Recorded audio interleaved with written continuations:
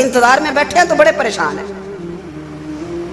کسی کا کہا جائے نا کہ 10-20 منٹ کسی کا انتظار کرو تو بعض لوگ مجھے ایسے لگتا ہے جیسے ان کا کلیجہ پھٹ جائے گا. ڈاکٹر کو ملنے گئے ہیں کو آدھا گھنٹہ بیٹھنا پڑ گیا تو بڑی دقت میں ہے.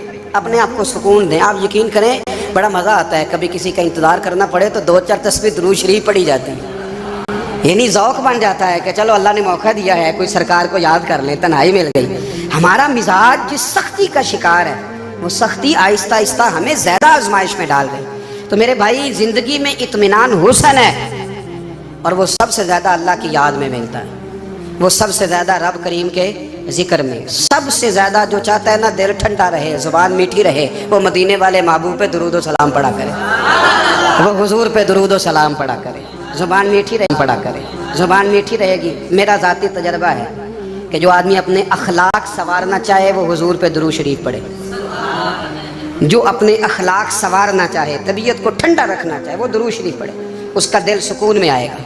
کچھ کام اور ہیں زندگی میں اطمینان کے لیے, ان کا ہونا بھی بڑا ضروری ہے. سب سے پہلے اگر آپ چاہتے ہیں نا زندگی میں سکون ہو تو حقیقتوں کا سامنا کرنا سیکھیں.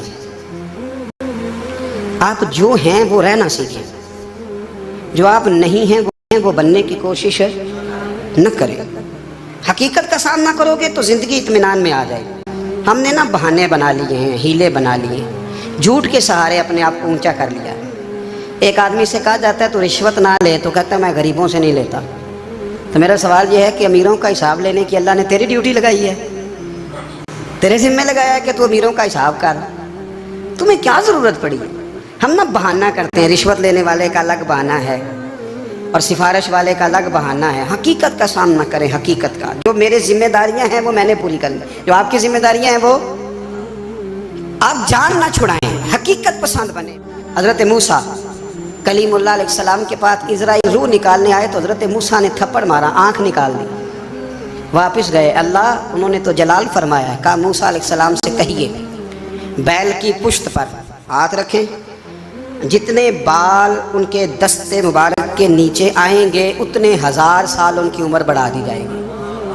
یعنی میرے کان میں کوئی بتا دے کہ جناب 60 سال بڑھ گئی, یا آپ کے کان میں کوئی کہہ دے تو خوشی ہوتی ہے کہ نہیں؟ لیکن یہ حقیقت پسندی نہیں, اس لیے کہ 60 بھی گزر جائیں گے, 70 بھی, یہ حقیقت نہیں.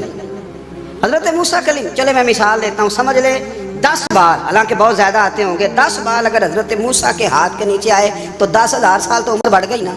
10 یعنی 10 سال نہیں, 10 100 نہیں, 10 بہت زیادہ تھی نا.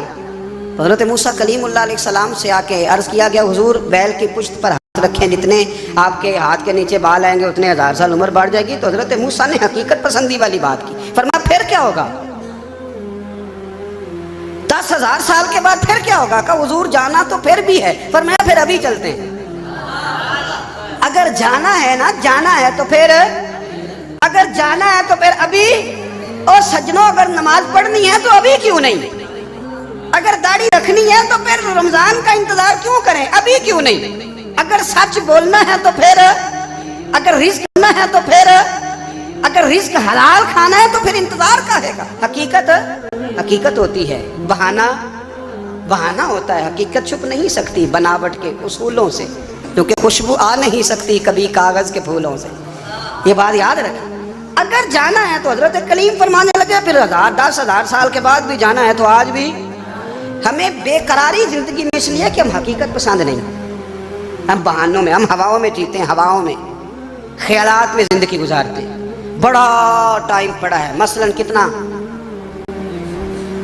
مثلاً کتنا میرے رسول کریم صلی اللہ تعالیٰ علیہ وآلہ وسلم نے ایک دن صحابہ سے فرمایا تمہیں حیا نہیں آتی؟ حضور کیا ہوا؟ فرمایا وہ والے مکان بناتے ہو جن میں تم رہ نہیں سکتے, وہ والا مال جمع کرتے ہو جو کھا نہیں سکتے, حیا نہیں آتی؟ عرض کی حضور حکم کریں. تو محبوب فرمانے لگے جوتے کا ایک تسمہ بند کرتا ہوں تو سوچتا ہوں دوسرا بند کرنے سے پہلے موت آ جائے گی. ایک سانس اندر جاتی ہے تو دوسرا آنے سے پہلے میں یاد کرتا ہوں کہ مجھے دنیا سے جانا ہے. تمہیں حیا نہیں آتی؟ وہ مکان بناتے ہو جن میں رہ ہی نہیں سکتے, وہ مال جمع کرتے ہو جو کھا. حقیقت پسند نہیں بھائی. ہم بہت سارے لوگ ہیں بڑی باتیں سناتے ہیں, بڑی, میں کہتا ہوں اصل میں نا زیادہ باتیں سنا کے نا بیچارہ اپنے آپ کو مطمئن کرنا چاہتا ہے. اصل بات یہ ہے کہ اندر سے نا ہلا ہوا ہے، کچھ بھی نہیں، بڑا زیادہ ہنستا ہے اور مجھے لگتا ہے کہ کوئی گہرا زخم چھپا رہا ہے۔ اس لیے ملمہ سازی، حقیقت پسند بنو، حقیقت پسند۔